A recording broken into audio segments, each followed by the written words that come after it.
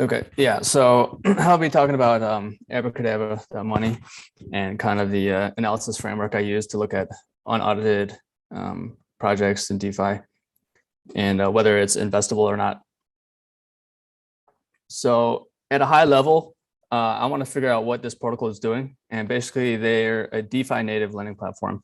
So you deposit in interest-bearing tokens, and then they mint you their own stablecoin, Magic Internet Money, or MIM, which offers both composability and leverage. So they have a governance and profit sharing token, Spell, and they've also done a multi-chain integration. So yeah, Binance Smart Chain, Phantom, AVAX. And basically from like a quick overview, I can tell that like it's already going to be pretty useful, right? Like people want leverage. People don't want to just park their stablecoin somewhere and not be able to use it, or volatile collateral. So we can look at the growth of the protocol as well. We want to see that people are actually using this, right? So first you have TVL. It's actually up to about 400 million now, just on Ethereum. The volumes of the MIM token as well as the Spell token, and then also the number of users, which we can measure through like wallet addresses. This is from Nansen, but you can also find it on either scan. So next we get into like why does anybody want to buy a Spell, right? So the value accrual mechanism is that, well, you stake Spell for S Spell, and then it's very simple, right? The interest fees and liquidation fees automatically accrue to that. There's no claim function. You don't need it basically auto compounds there. The treasury can be used for buybacks. They posted a couple already, and then they haven't launched governance yet, but you have that optionality. So essentially for this this token, to the value accrual to offset the inflation rate, they constantly need to be growing the TVL and need to be issuing loans. Yeah, so we also want to look at the tokenomics. And as we can see, most of the tokens are reserved for liquidity incentives. The first one is the MIM curve meta pool. This is definitely important because you need to, a third-party way to stabilize the peg. Team allocation is pretty normal, and then you have pool 2, which is also quite important because you need to incentivize people to basically provide the depth so the Spell isn't just completely volatile all the time, right? It has to have some sense of tradability. Some other security notes. I want to see who's the contract owner of this token, because it is anonymous and it is unaudited. So we can check that it is actually a Genosis safe multi-sig, and I think it's like 9 people with who are all like top-notch devs in DeFi projects. So we can check that. The actual code implementation there. We also want to look at the distribution of these tokens. So the first one is the largest holder is actually the contract itself. So to execute this burn, they sent the Spell token to the contract address. And we can verify that this contract in the code doesn't have external payable functions. So this the Spell sent here are essentially burnt. They did that instead of using the 0 address. Number 2 and 4, I dug a little deeper. These are actually used for team payments, and so the top holder essentially is the staking contract, which is good, right? You want people to be staking their Spell as opposed to just dumping it on the market.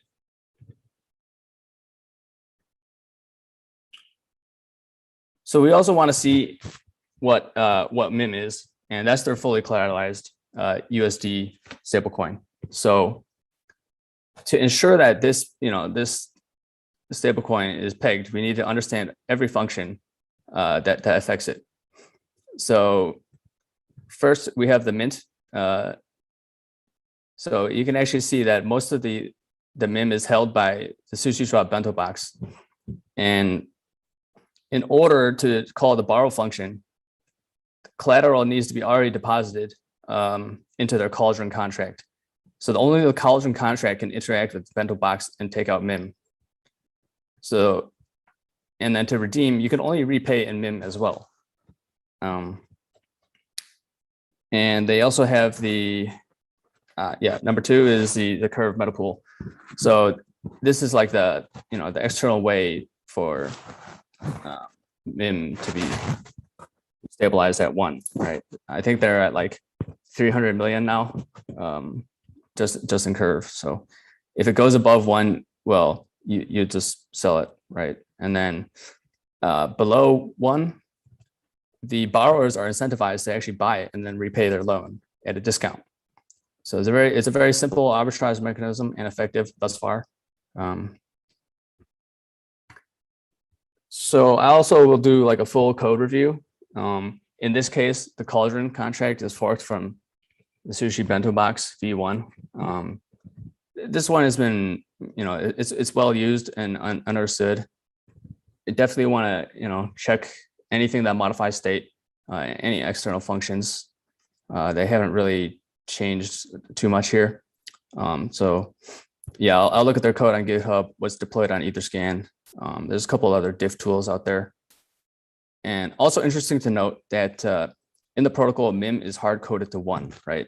So even though somebody can try to flash loan from the curve pool and unbalance it, you can't take that MIM and then go and repay, the debt just because they've hard coded to 1, right? So it is a pretty simple mitigation there. So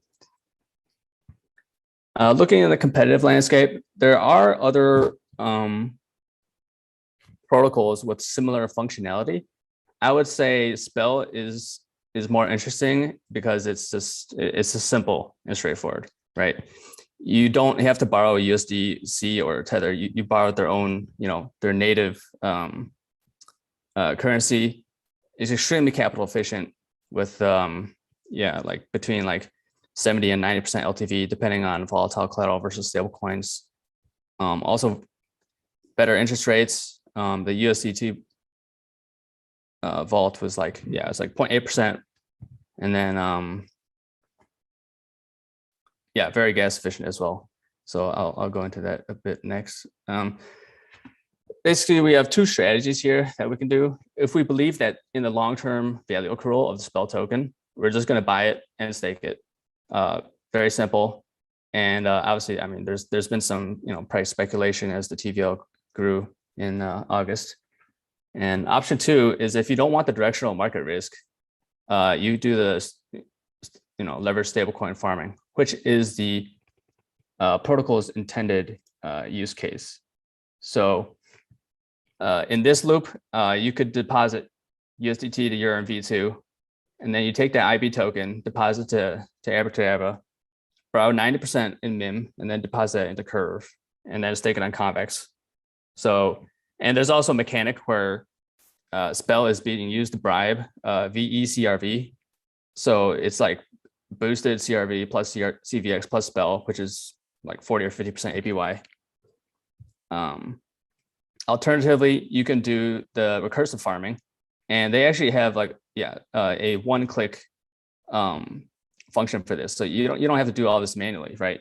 You can deposit the USDT into Yearn. The Yearn goes to Abracadabra. You borrow the MIM. The MIM gets swapped back into USDT, and they re-enter that loop, right? So you can get leverage on this with one click. Very simple interface. And so that's all I had. Can open up for any questions.